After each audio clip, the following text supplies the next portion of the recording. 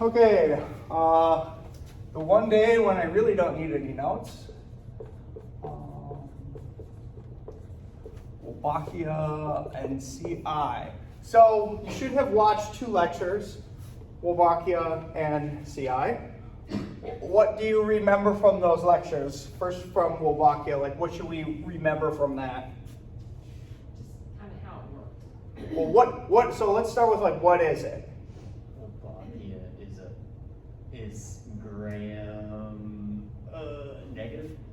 It is gram negative. That's not the most important thing about Wolbachia.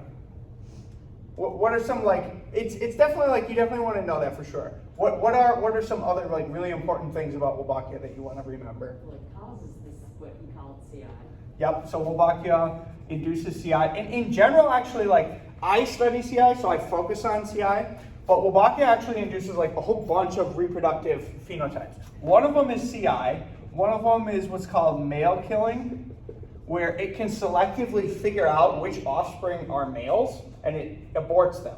It kills them. And the reason it wants to do that is because it wants more females in the next generation, because the females carry the Wolbachia infection, and they perpetuate essentially like its spread. So it will also do a thing called male killing. It'll sometimes also do a thing called parthenogenesis. It'll induce parthenogenesis, which is where certain females, not all insects are like completely sexual. Some insects can be both sexual or they can just clone themselves. So like aphids can just clone themselves. And in some cases, Wolbachia can induce parthenogenesis, which is females like cloning themselves. And they would want to do that because then all their next offspring would be female, and so there would be more insects in the population that have Wolbachia. So they do CI, male killing, parthenogenesis.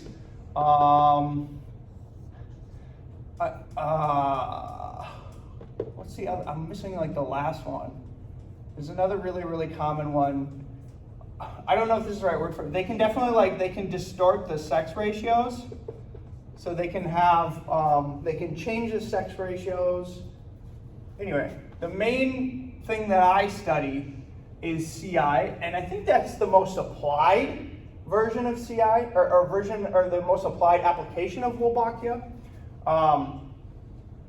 in terms of its reproductive manipulations. So one of the things you haven't learned yet, which you'll learn in the next lecture, is the sterile insect technique. So it's really hard for me to talk about Wolbachia without you having a general knowledge of the sterile insect technique. So if I could, I would make that one a prerequisite. But also a prerequisite of the sterile insect technique is knowing about Wolbachia. So I have to pick like one of these to come first. Anyway, you will learn more about the application of CI in the sterile insect technique lecture. So just know that that's coming, and you can just know for now that any sort of manipulation where we can sterilize insect sperm might be used to control insects in the wild by sterilization. So that's one of its applications. We'll talk more about CI, but let's again focus more on reviewing like what's important about Wolbachia. What might I ask about it on the test? Kind of how it affects the male and the female and the reproduction. And Yes. So it likes to infect germlines. And we should now really have a solid understanding of why that's a good evolutionary strategy. Why is that a good strategy? passed on there. Yes, because that's the only thing that's going to get passed to the next generation. So if you are a symbiont and you can figure out a way to get passed to the next generation, that's a really good strategy. And so Wolbachia does it by infecting the ovaries. So if you have insect ovaries that kind of look like this, here's the oviducts, and Wolbachia will infect the germlines. And as these ovaries produce eggs, Wolbachia will literally get dumped into the eggs. So it'll go through and follow the nurse cells. And now since we know about development, we can kind of visualize how this will happen. It'll get in the nurse cells, and then as the nurse cells are pumping the egg full of messenger RNAs, the maternal effect genes, Wolbachia will move itself into the egg. And so essentially you'll see like a dumping effect where all the Wolbachia from the nurse cells will dump itself into the egg. And then when that egg gets laid, it's full of Wolbachia.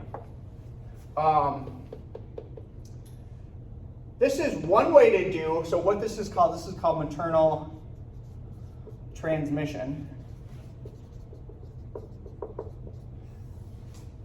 This is important for symbionts. This is not the only way to get maternally transmitted.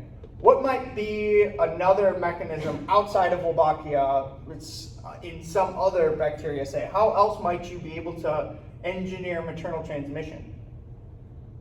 Any thoughts? Inject something into the eggs, right? Use maternal vectors. Maybe.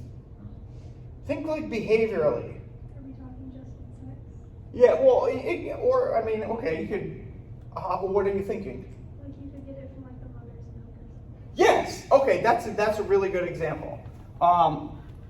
So if there's like a feeding behavior, that is also how you'll often find symbionts passed on. So in Rodnius, which is the kissing bug, which bites people's faces, which is why it's called the kissing bug, and it sucks their blood. It's got a symbiont, a gut symbiont, okay? And the challenge that it faces is, how does it get to the next generation without being inside the germline? How does it do that? Well, what it does is it gets pooped out, and other kissing bugs eat the poop from other kissing bugs. But so that is a strategy for which the symbiont in that situation follows to sort of get into the next generations, if that makes sense. So there's other ways to do maternal transmission. It's not the only way to do it just in the germline, but the germline is a really interesting way in the sense that it stays inside the body, inside the cells of the host the entire time. So that's the other important thing about Wolbachia is, in this case, you have a situation where a symbiont might be living outside of the organism. Wolbachia is not like that because it's, what's the key term? The key term that I might ask or mention on the test. Yes, it's an obligate intracellular or bacteria. It cannot replicate unless it's inside a cell of the host. So you're not going to have situations where it gets like crapped out and survives in the environment and then gets picked up later. It's always inside. Now that we know about insect development, again, this is kind of fun because now we have a really solid understanding of how we can draw out the mechanisms of how this happens. So imagine what I just said is true. And every time an egg gets laid, it gets laid filled with Wolbachia because the nurse cells have dumped the Wolbachia into the egg. Let's say it's a Drosophila egg. It's got these little breathers. What does the Wolbachia need to do to ensure maternal transmission? What stage of development is this egg at? It's just laid. What is the cellular organization called? Syncytium? Yeah, it's a syncytium. I think it's the same thing. I think syncytium. So like for slime molds, it's called syncytium. Yeah. But it's like they're a bunch of cells together. Yeah, a bunch of cells together, except, well, these are actually nuclei together, sharing a cytoplasm. So what needs to happen? Knowing that this is the case in Drosophila, what needs to happen? What's the next thing that happens in development after the syncytium? After the syncytium goes away, what happens? The segmenting or the fusing? Before the segmentation and before gastrulation, what happens? Blastulation. The blastoderm. The blastoderm forms, and the blastoderm is, imagine you've now cellularized the cells. If you're at this stage, this might pose a problem for Wolbachia getting to the germline, because now it's like there's walls, right? Do you see that might be an issue? So what does Wolbachia, what has it learned to do before blastoderm formation? Evenly distribute? What? Evenly distribute? I would say it actually exactly opposite. Unevenly distribute. So what Wolbachia has learned to do is, Wolbachia has learned to figure out what is the posterior because germ cells form right here. This is where the germ cells form. So the posterior most cells become the ovaries. So from Wolbachia's perspective, what it has to do is it has to, before these cells form, it has to migrate to those positions. And it does this by sort of like hitching a ride on the cytoskeletal components, okay? And it will hitch a ride. And if you look at some embryos in the right stage, you do not always see Wolbachia evenly distributed. You see it localized down here. Maybe there'll still be some out, but it can condense itself in this, what's called the germ plasm. And now when blastoderm formation happens, they cellularize, but the Wolbachia is already where it needs to be, and these cells then become the ovaries. So that's how it gets to the next generation's germline. It has to actually like migrate when it's in the egg.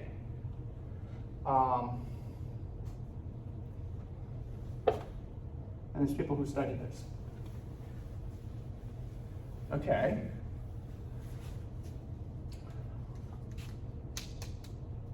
So another thing that's interesting about Wolbachia is it's in, some estimates are like 50%, some estimates are higher, like 70% of all insect species.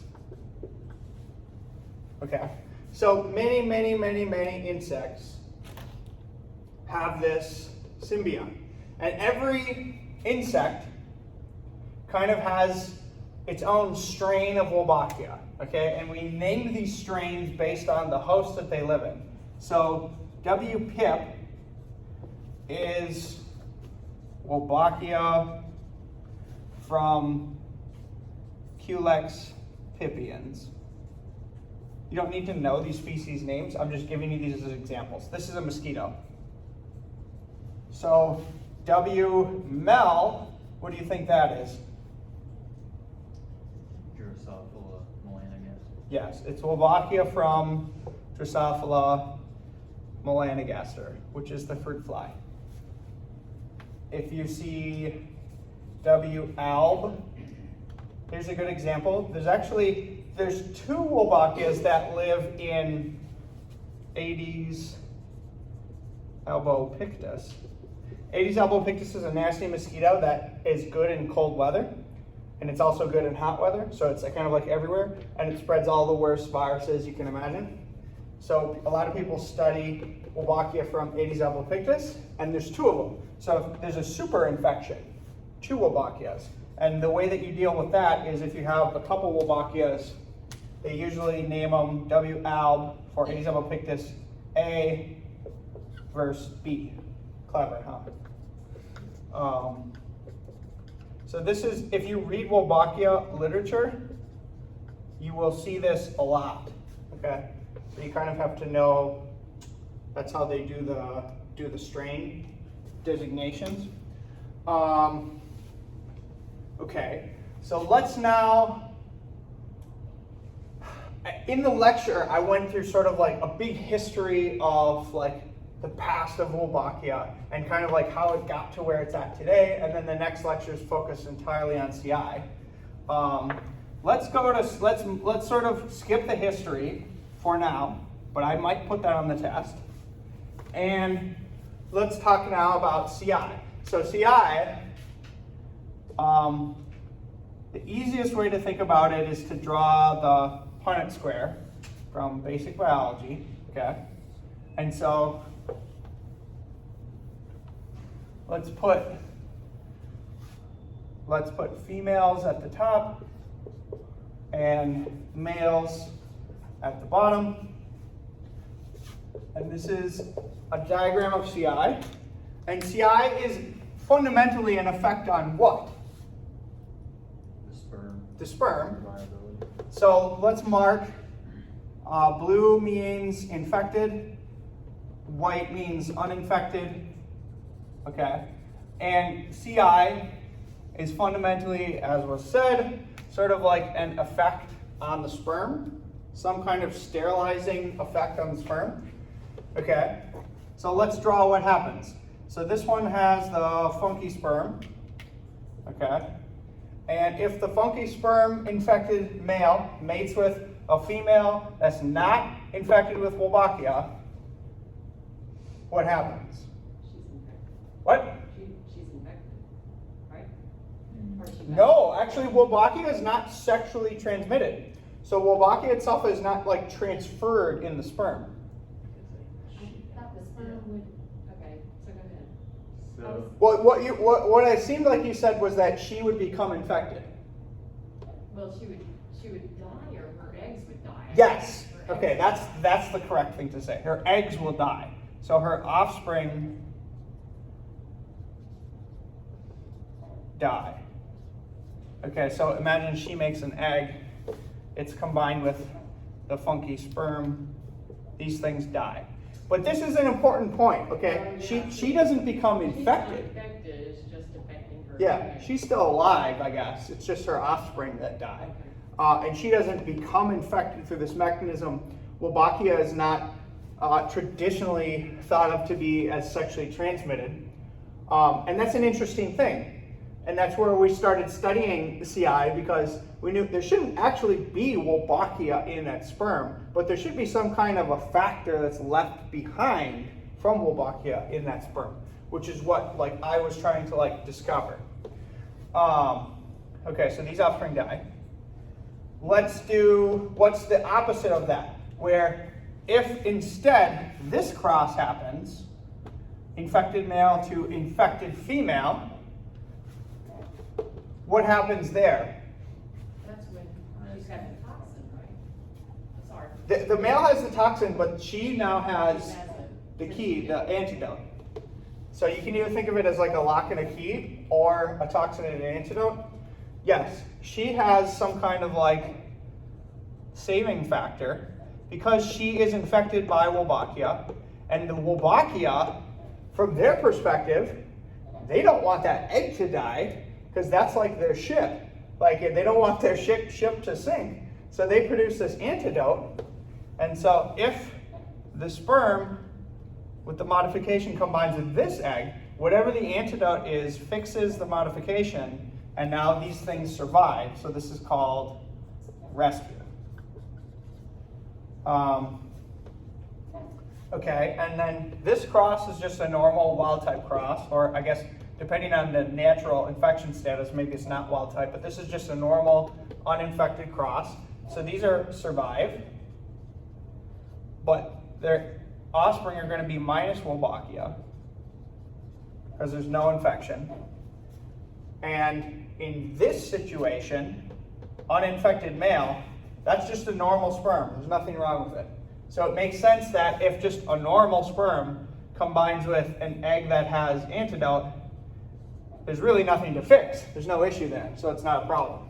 Okay, but these eggs then grow up with Wolbachia. So these ones survive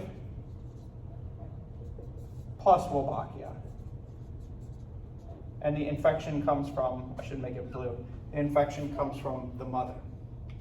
Okay, and then I always say, this is kind of I remember when I first learned this, I had to draw this out a bunch of times before I could really understand it. It's kind of confusing. I will probably ask this on the test. I will probably say, especially because this is what I study. So I would probably be draw out for me the Punnett square of what happens in CI. And this is what I would be expecting. Okay. So who has, I always say this, who has the advantage? What do you want to be if you are in a population where there's some infected, some uninfected? Which one would you rather be? Blue girl. Yeah, you'd rather be the blue girl as opposed to the white girl. Because she's always going to survive, right? All her offspring, all her babies are always going to survive. If you're this one, it depends on who you mate with. Some of your offspring might just completely die. So you'd rather not be that combination. You'd rather be this. So you can just see easily just by that rationale how Wolbachia now can like spread itself into populations. So if you look at like a graph of like percent infected in a population, Wolbachia does this thing which is actually a form of gene drive, which we will talk about later, which is if it starts at a certain threshold level, it can like drive itself up into the population. So here's an interesting question. Depending on the insect, the maximum rate of infection, sometimes it might be really high. Like in Culex, it's like 99.99% infected. Like it's super high. Like it's almost 100% infected. Okay. In other insects, it's lower. Maybe it's like 90%. And my question is, what would be the cause of if, say, a Wolbachia infection using this CI was like spreading itself in a population? Why would it not max out at 100%? This is a good ecology question. Why would it not always go to 100%? Because then it would be like synonymous to carrying capacity, right? And like you infect 100% of the population, then there's no more, I guess, selection. Oh wait, okay. So that's a really, really smart thing. A really good thought. Let me follow up with that. Let me try to. How can I summarize that? After 100%, what happens? But that's kind of at a later stage. I want to talk about that. That's a really smart thing to bring up. But that's not answering the question of why would it not max out at. Well, there was something about the times that they made it, or the times you used it, or the times like it ran out of something. Oh, that might also be a factor. Yeah. So some of the things that are important. There's a bunch of things that go into this. Okay. It's like, That can explain or sort of fit into the mathematical equation that determines this sort of like maximal rate. Okay. One would be maternal transmission rate. So imagine if your maternal transmission rate was not 100%. That means every time a mom lays 100 eggs, maybe only 90 of them have Wolbachia.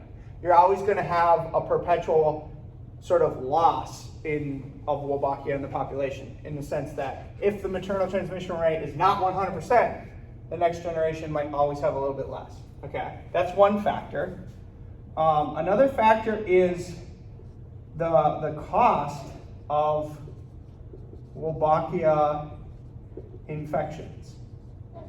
It might actually be like a cost to having Wolbachia. So yes, what you're saying is once you get to the 100%, What's the cost versus benefit? exactly. What's the cost versus benefit analysis? And it's essentially like at some point the Wolbachia might become too costly, and so you might lose it. These are some of the things that play into this, and there's people who study the mathematics of this, like ecology. It's not me. I'm not one of those people. But I think these discussions are really interesting, and mapping out these sort of the mathematics of these ecological questions is really interesting. Let's talk about this now. So, because this is really interesting, and it relates to the genes that cause CI. So imagine it does hit 100%, 100% infection. Okay. Now let's draw like what the Punnett square looks like if it's 100% infection. Okay. It's just all surviving, or I guess it's all rescuing.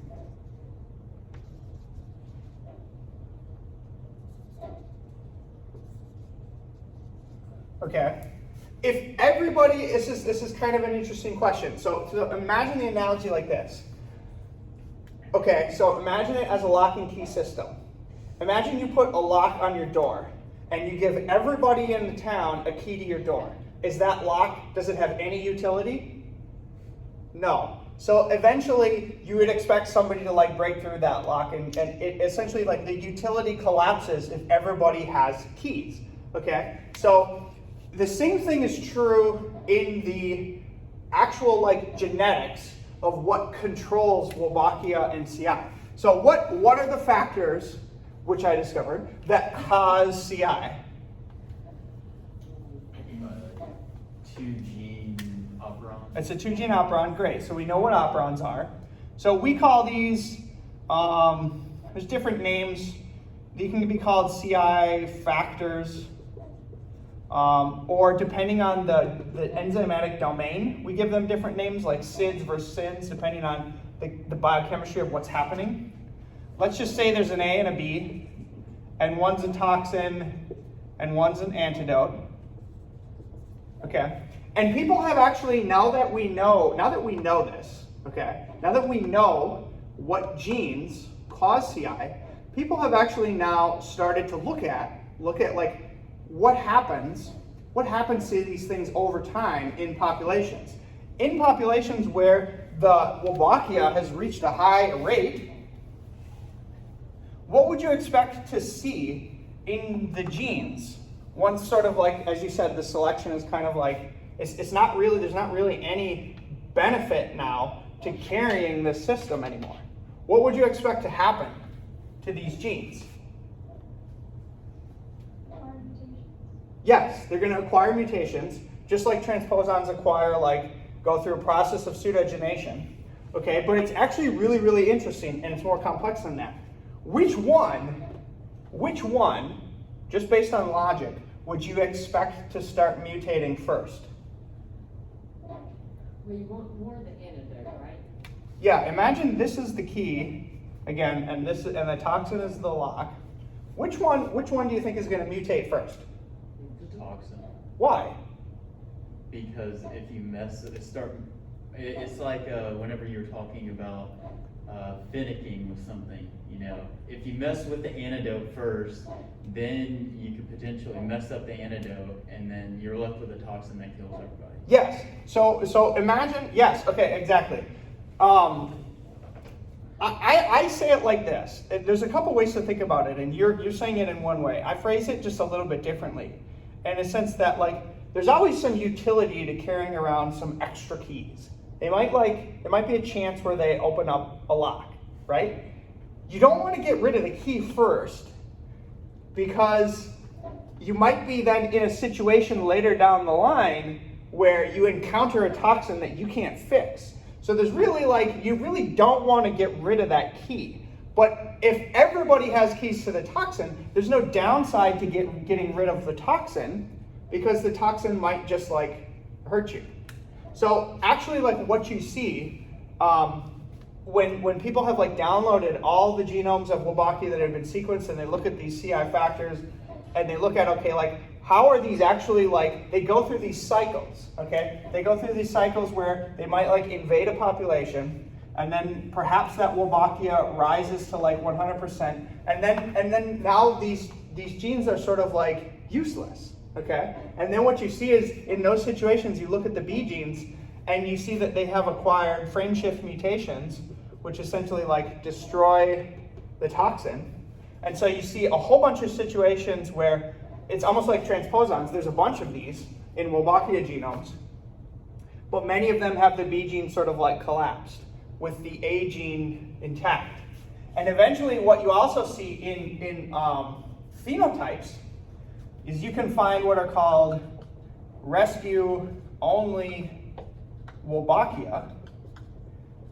So imagine you have a Wolbachia that has this genome, and imagine you have another Wolbachia that has this genome where it's active. If you cross this one to this one can still rescue because the antidote is still intact. But if you cross this to this, it doesn't induce CI. So you see these really interesting phenotypes, and the phenotypes can be translated to the genotype, and you can go and you can look at the CI factors, and you can be that makes sense. So it's really cool. it reminds me a lot of like in ecology, like predator-prey models. Like you go up to 100% and then it starts decreasing. Yes, and then there might be a situation, and you can imagine once it's sort of like perhaps it decreases to the point where it's sort of like ripened itself for a new invasion of a new CI system.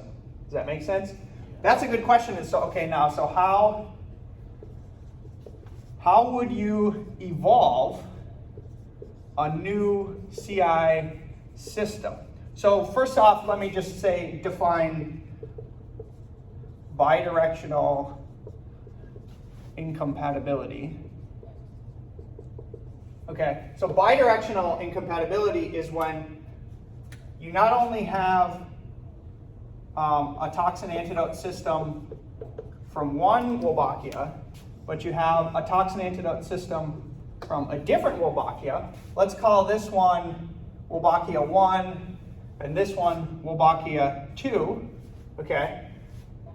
And if these are, say, the same species, let's say these are in Drosophila and melanogaster, but one of Drosophila has 1 and one Drosophila has 2 Wolbachia, and you cross these, you make them, you will get CI because the A and the B factors don't match. They have to be a cognate match, again, like a lock and a key. So if this A doesn't match that B, you can't get like a rescue effect or a rescue situation occurring. Okay, so knowing that, how would new systems evolve?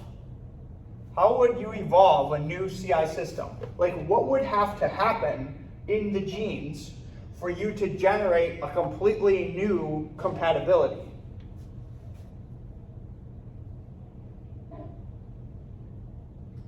Would the toxin have to change?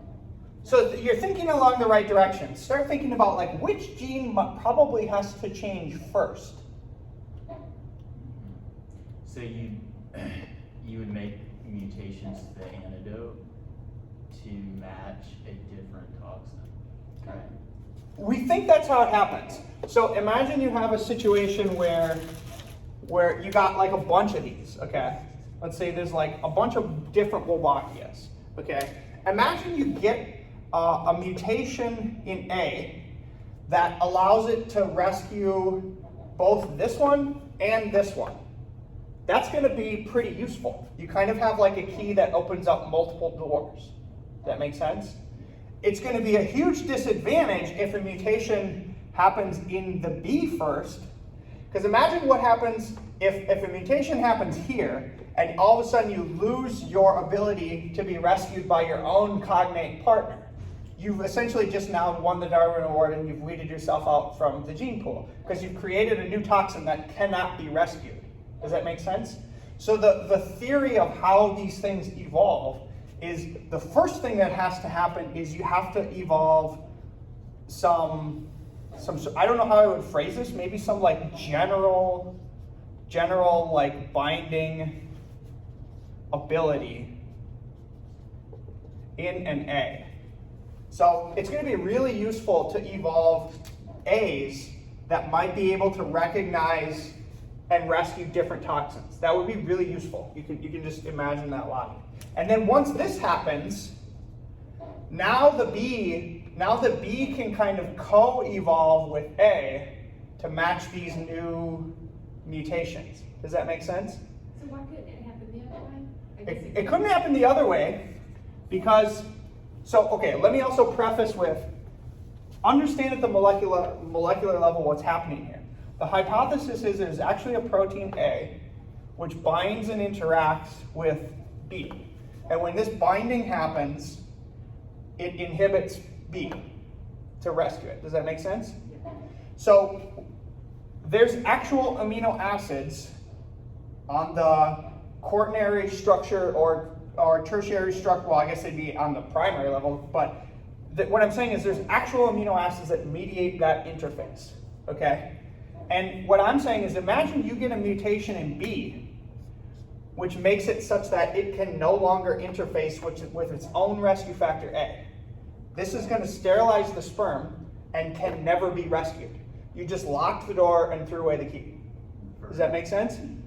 So the only way that these can evolve into a new system would be you have A evolve a couple mutations that make it perhaps able to interface with a few other Bs. And now this one can, after that, pick up a few mutations that make it, that perhaps can now interact with these new residues. And then eventually that one can disappear, and now you have like a completely new system. Does that make sense? So that's the hypothesis. This is actually like really complicated kind of like genetic evolution. This is kind of like what we are interested in, and what many people are interested in this system, is how do you get these new phenotypes evolving? That is sort of one drawing explanation of how it happens. So essentially you make a master key. Yeah, you try to evolve master keys, and with those, then the bee will evolve specificity towards that sort of like master key. And then once it's a new Wolbachia sort of like mating type, that particular Wolbachia that has that can climb up to a higher percentage in the population through CI. Does that make sense?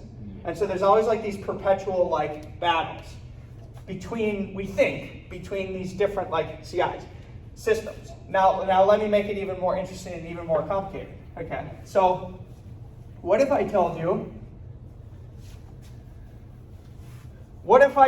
that the CI genes are, yes, it's true, they are in Wolbachia, okay? So imagine you have the Wolbachia chromosome, okay? An interesting thing about bacteria is, what is bacteria's biggest enemy? Viruses. So Wolbachia actually has a virus that infects it, bacteriophage, called the Wolphage. And Wolphage is not structurally like lambda. It doesn't look like lambdaphage in E. coli, but it's like lambdaphage in a sense that it has the lytic and lysogenic phases. And the lysogenic phase, I hope I get this right again, somebody fact check me. The lysogenic phase is when it's sitting in the genome, and the lytic phase is when it's actually lysing the cells and like making particles, making virions, and lysing the cell and escaping. Okay, so imagine within the genome of Wolbachia, there's a little section that is not part of Wolbachia per se, it's part of the Wolphage. Okay, and some Wolbachias can have multiple viruses. Imagine they have 2 viruses. Call this Wolphage 2, and this one will be Wolphage 1. What's super interesting is you find these CI genes essentially like in or right at the edges of these phages. So there's a question of, what are these genes truly helping? Are they helping the phage, or are they helping the Wolbachia? Okay? And you might envision a couple scenarios. For example, imagine you have one Wolphage. Imagine you have 2 Wolbachias. Let's draw 2 Wolbachias. A, B. Okay? Imagine this one has a Wolphage that carries CI factors. So this is plus CIF. Imagine this one is a different Wolbachia infected by a different phage that has no CI factors, okay? Which of these bacteria is going to spread in the population of insects? Why? Because it has factors. Because it's going to cause CI. Okay, so which of these viruses has an advantage? The one infecting it. Well, Yes, the one that carries the CI factor has an advantage because it's carried something that allows the Wolbachia to sort of like spread itself. It's going to outcompete this phage. Does that make sense? So this is really complicated because there's multiple like tiers. Parasitology. Yeah, there's multiple tiers of like parasitology here. There's like multiple tiers of competition. So there's not only, so the first level of competition is there are selfish genetic elements, the SIFs, competing with each other. Imagine like they're like competing with like their cousins and their second cousins, okay, to see like which one can become like the most dominant. And these are fitted within phages that might be competing with each other. And you can see how if a phage picks up a new key set, it's now got a whole new advantage and it can drive itself like into a population. Does that make sense? And if a Wolbachia picks up a new phage that has a new key set, it might have an advantage in the insect. Okay? And then there's the final level, which is like the highest level, like the insect. The insect might have an advantage in situations where it's like trying to essentially like perhaps compete with other insects. Okay? So there's like a huge like hierarchy of tiers of evolution of selfish elements that are happening here. And it's really logically difficult for like us, or at least me, to think through like everything that's happening. So I think one of my next projects will probably be like write out computer programs that like act as this, and then write out computer programs that act as viruses, and then write out computer programs that act as the Wolbachia and then the insects, and then use all those in like competitive evolutionary scenarios to figure out like essentially like what are their motives? Like what do they actually want to happen in all these complex scenarios? So this is like really cool. So are all the operons in the phages? Not necessarily. So the question is, are all the operons in the phages? There are some Wolbachias that have sort of like broken phages, and they have a CI operons, and there are some CI operons which might be what you might call them like orphaned outside of phages. And here's a really cool example of this. In Rickettsia, so Rickettsia is a pathogenic bacterium that's closely related to Wolbachia. Rickettsia has a plasmid, and on that plasmid are 2 CI factors. So there are situations where the CI factors are not necessarily part of a phage, which is one reason why I really suspect that they are really selfish elements of themselves. The other interesting thing that this suggests is, in terms of the evolution of CI, in the very, very early lectures about plasmids, do you guys remember one of the plasmid selection systems that we learned about in bacteria that you find on natural plasmids?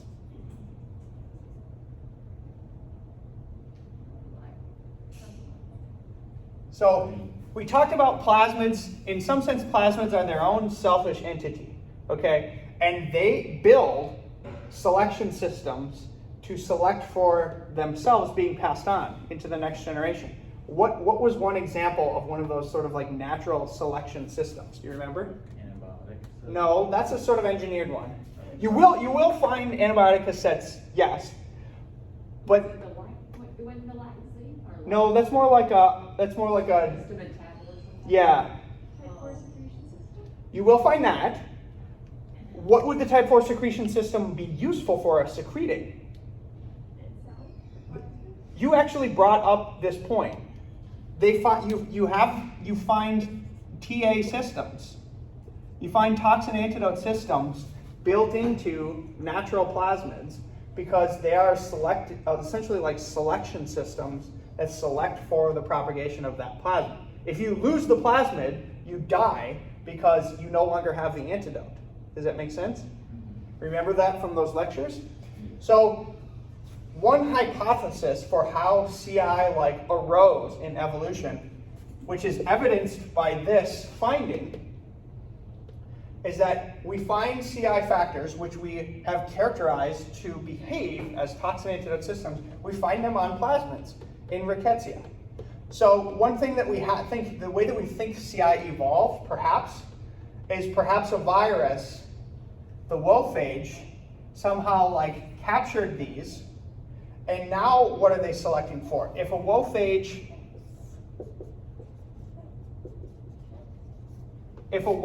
captures these and pulls them off the plasmid, now what are they selecting for?